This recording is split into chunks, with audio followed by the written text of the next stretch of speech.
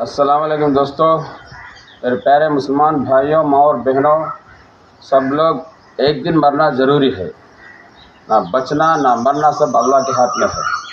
जो ये ख़ास हमारा गांव है, M Rafi YouTuber social media from Andhra Pradesh. मैं ये गांव वाला हूँ। तकरीबन ये गांव से मैं निकल के 30 साल होगा उधर शहर टाउन पे। मैं टाउन देखा हूँ, जिला देखा हूँ, सिटी देखा हूँ, सब पूरा देखा हूँ। फायर ग्रुप का जाने का एक ही बाकी है। मतलब ये हमारा गांव का ये मस्जिद है। जो जब लोग बड़े में ये मस्जिद बनाए हैं, यहाँ पर तो कोई भी बड़ा बड़ा आदमी रिच पार्टी नहीं है यहाँ पर।